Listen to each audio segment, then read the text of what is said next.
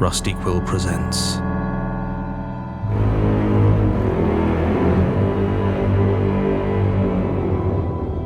The Magnus Protocol.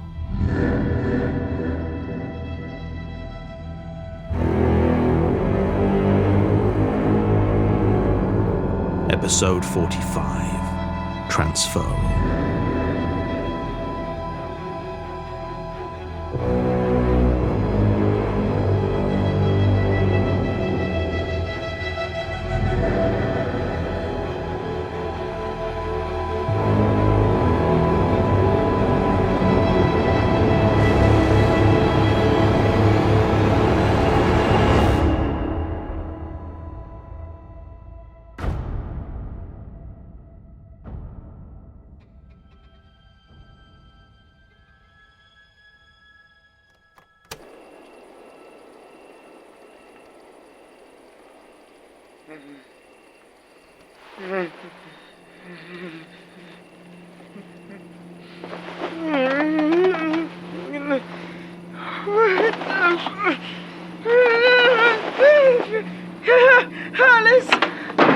Nightmare or monster? I don't. Nightmare or monster, Sam? Nightmare! Would you put the poker down, Melanie? Oh, right, yes. Yep. Sorry. Can't be too careful. Yeah. No, it's fine. It felt so real. I'm guessing it was a domain nightmare. What? Oh, wait. Yeah, you never had a domain, did you? I don't know. That was not a normal dream. That was... Interesting. Felt real, did it? Yeah. And impossibly awful? Yeah. But also weirdly sort of familiar. Melanie, what's going on? It's just a theory, but I think you might be getting our Sam's dream. I thought he was dead. Pretty sure he is. So how is that possible? No idea. Want to talk about it? Not really. Oh, suit yourself. Some people say it helps, but, well, if you change your mind, you know where I am.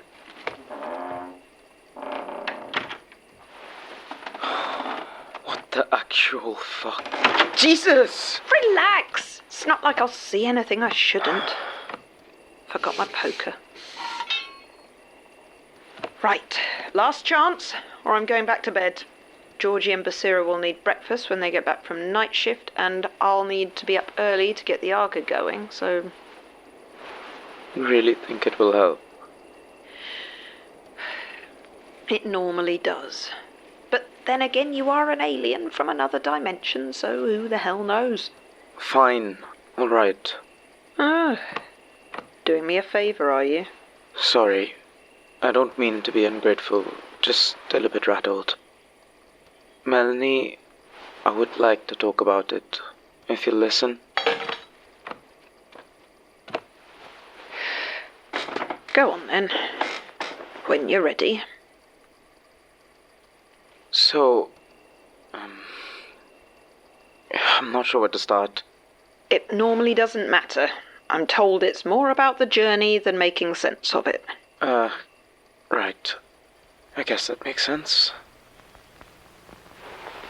I was back at Ackman Blaine, my old law firm, and I was getting something from the stationery cupboard. Paper, I think, from the top shelf. Then the door slammed shut behind me, and it was dark. Completely dark. I tried to turn, to reach for the handle and throw the door open, but I couldn't move.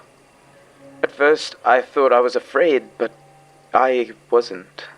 Not yet. I was just stuck, pinned on all sides.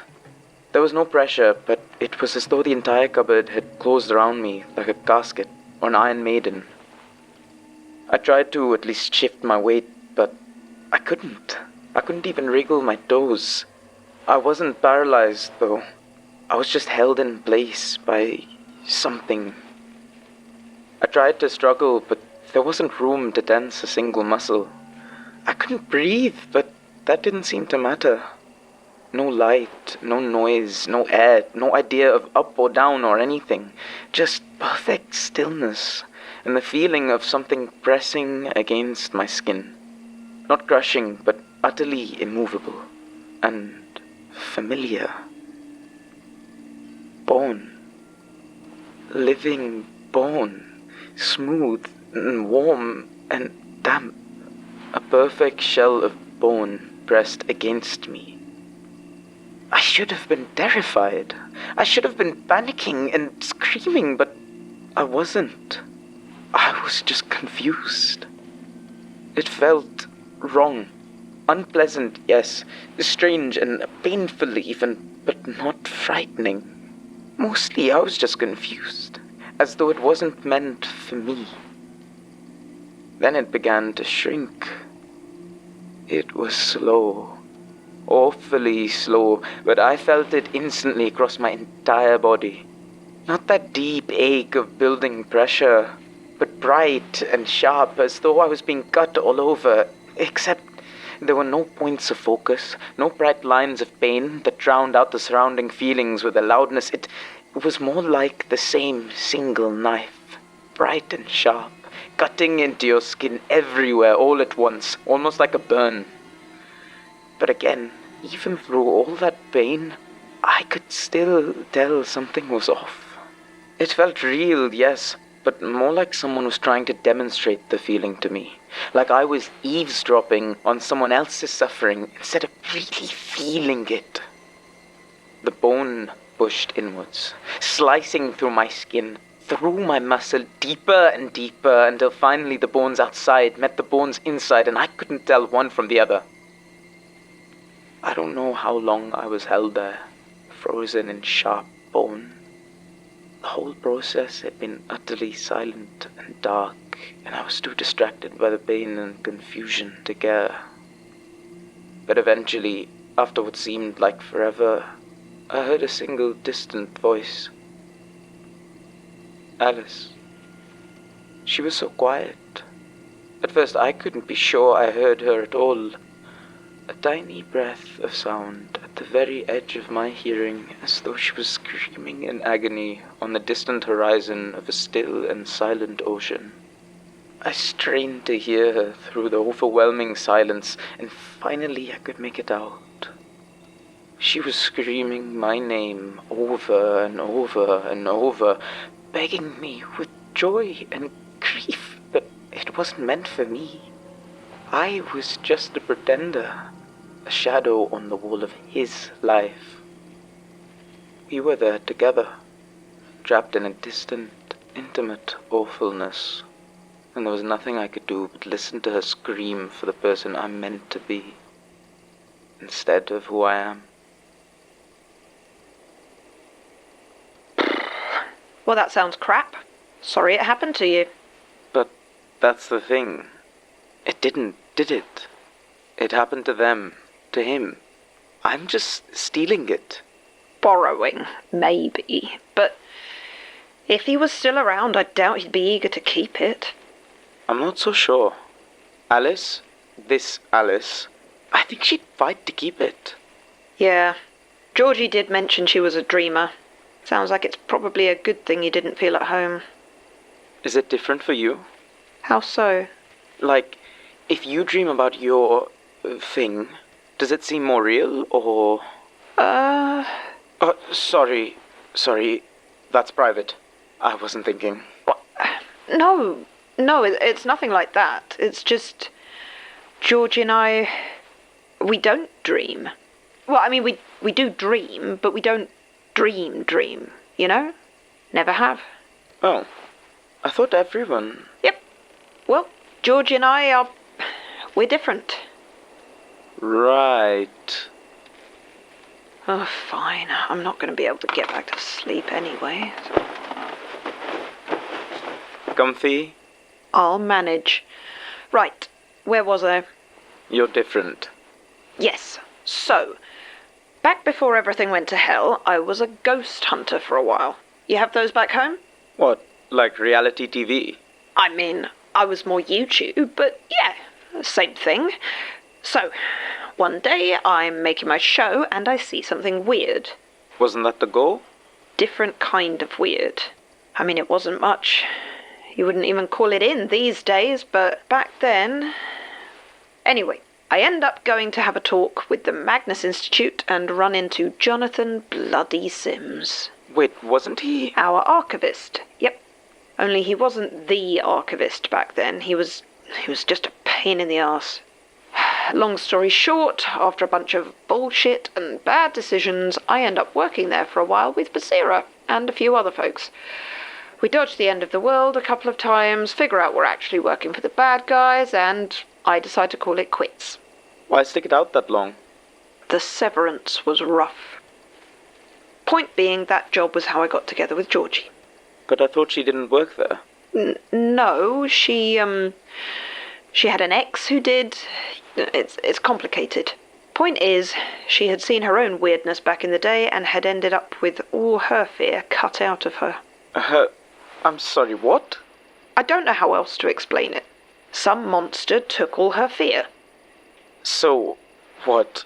She just doesn't get afraid? Pretty much. It actually ended up making her more cautious in some ways, since she can't trust her instincts anymore. That explains a lot.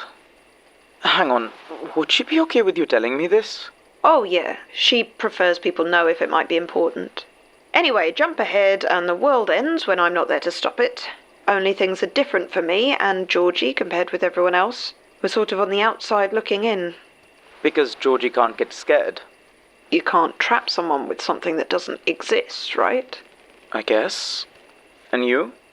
Let's just say that having former Magnus Institute patsy on your CV started to carry some special perks.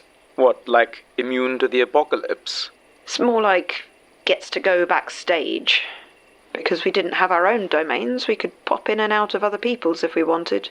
We could even pull people out if we were careful, but it was dangerous and, well, they didn't always make it.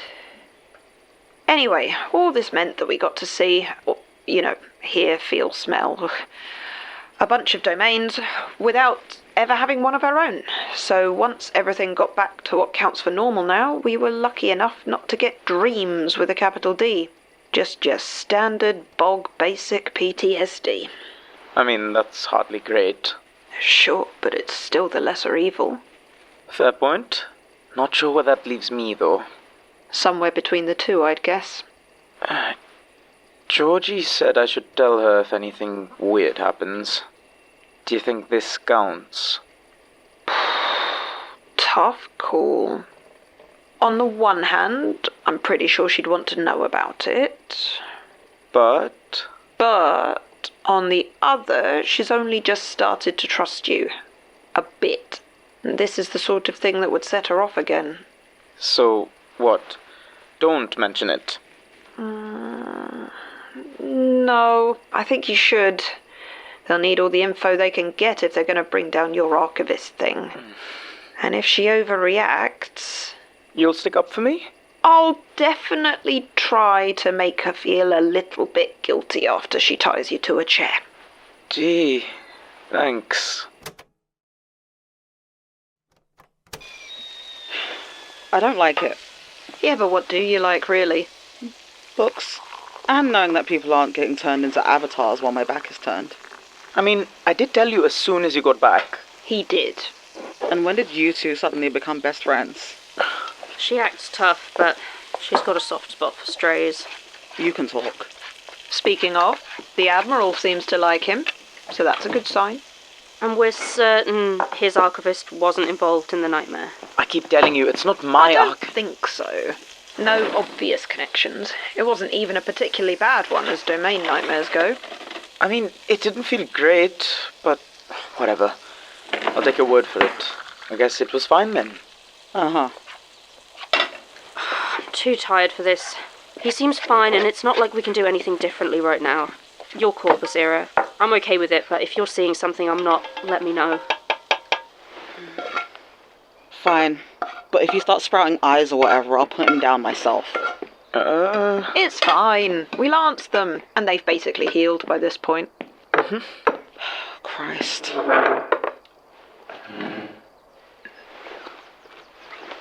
So how are things looking with the wardens? Not great. No more victims, Sounds good to me. but no other signs either. It's laying low again, and we still don't have a way to track it. I'm telling you, it'll be in the square mile.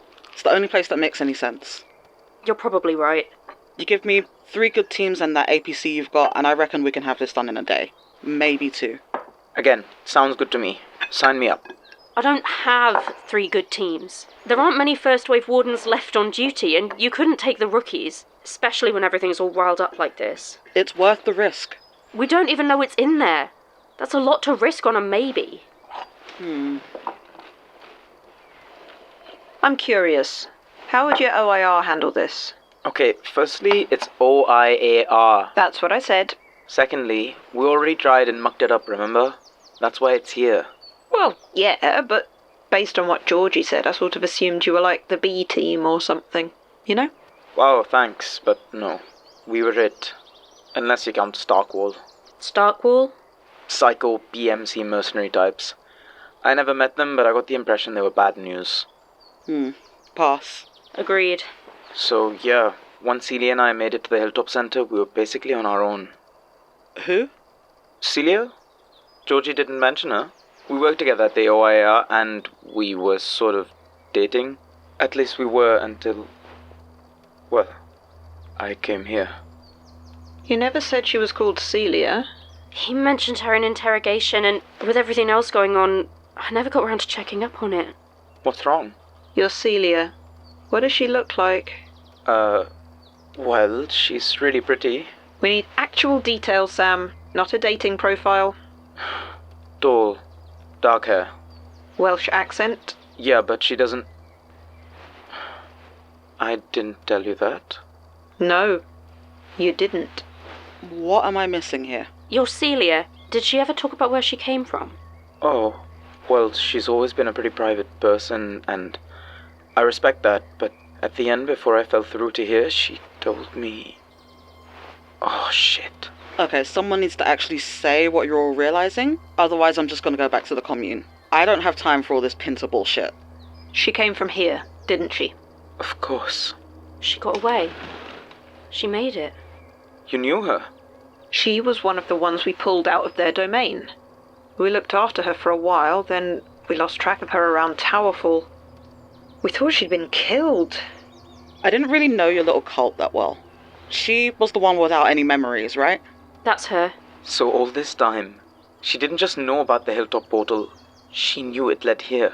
And what? She was trying to get home? I don't think so. She must have had plenty of chances before taking me there. Maybe she doesn't know Towerfall happened. Meaning she took Sam there and didn't even warn him. I mean... You alright there, Sam? Yeah, I'm fine. You don't sound fine. Let's just focus on dealing with the archivist. Once we get rid of it, then I can go home and then I'll have a little talk with Celia and we'll see if we can straighten some things out.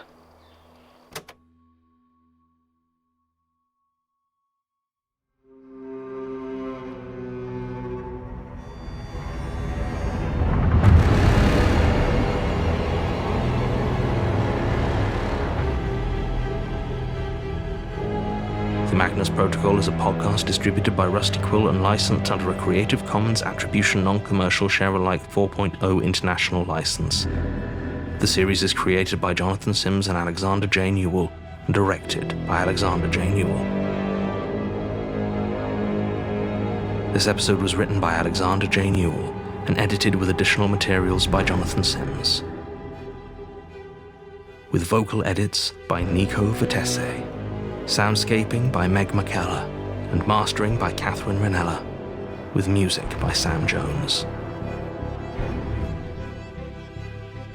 It featured Shahan Hamza as Samama Khalid, Sasha Sienna as Georgie Barker, and Lydia Nicholas as Melanie King.